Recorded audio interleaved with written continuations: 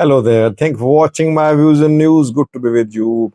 The news stories. Firstly, PM Abiy today tried to explain why the government took the decision of implementing macroeconomic reforms. He seems to be under pressure, it seems, and is trying to justify what he did in terms of the reforms, in terms of the effect of these reforms on people. Secondly, action on business community underway in Addis Ababa. It was mentioned by Ethiopian PM Abiy. Two details for you from Addis Ababa. And thirdly, another senior Hamas leader has been killed. It was claimed by Israeli military today. Around 36 hours ago, Israel allegedly killed Ismail Hania. And today, Israeli military broke the news of the death of another very senior leader of Hamas. First, viewers, the macroeconomic reforms introduced by Ethiopian government are leading to increase in prices. People worried, uncertainty in market, birr down against dollar, burst decline continuing. Gold prices went up today. I did a video on that as well. So there is uncertainty. Where will the inflation stop? What is the future scenario? PM Abiy is the one who broke the news of these macroeconomic reforms on Sunday.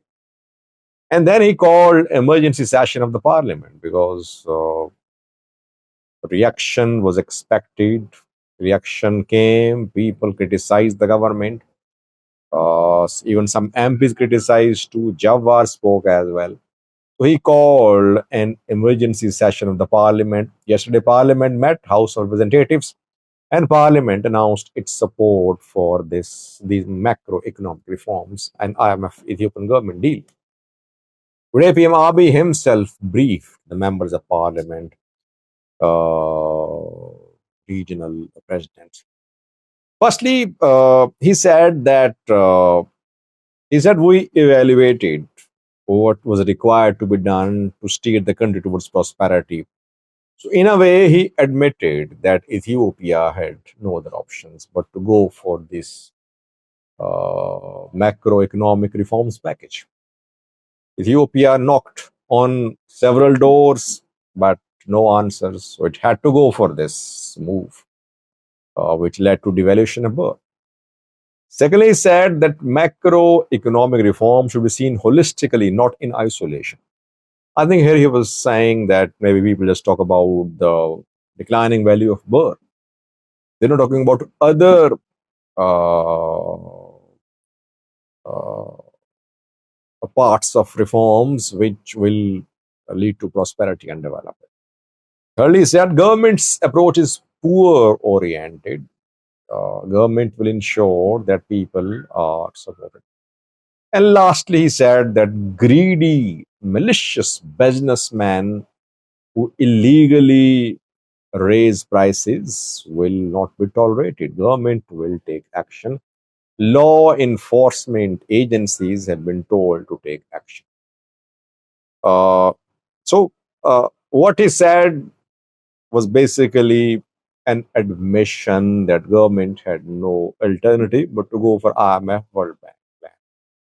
Secondly, he tried to downplay the impact of these reforms on the lives of people. He gave a hope that his government would support people. Let's see, people would need special support, special packages, because you'll gradually see prices rise. Gold price rose today. So those who are involved in gold trade, in active related to gold, over they'll suffer. Let's see how the government helps the poor. How will it help the poor?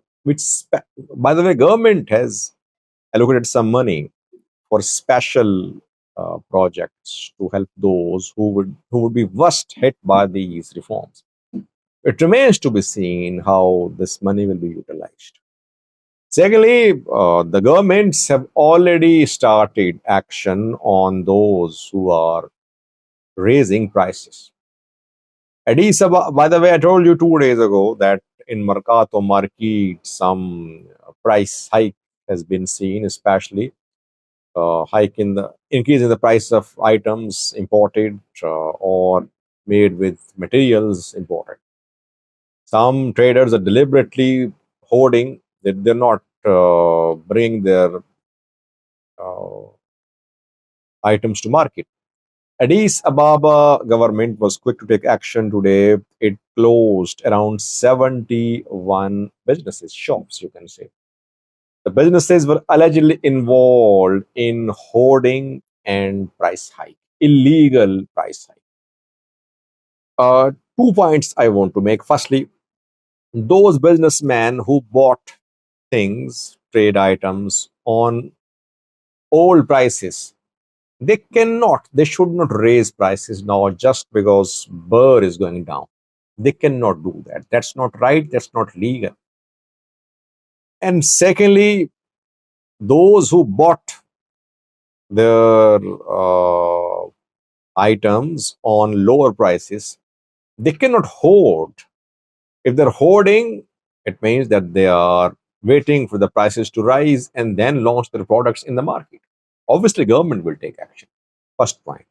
Second point is that only businessmen can make these macroeconomic reforms a success. If business community is intimidated, is if undue pressure is exerted on business community, these macroeconomic reforms could turn into a nightmare. Because one of the main objectives behind the reforms is that government wants to increase exports. How will the government increase exports? Obviously, government will have to involve businessmen, traders, all that, all will jointly make efforts to work uh, so that the exports could enhance. That is why if business community, if law enforcement agencies are told to be strict on businesses, on business men, it would be a bad signal, I think, for business community.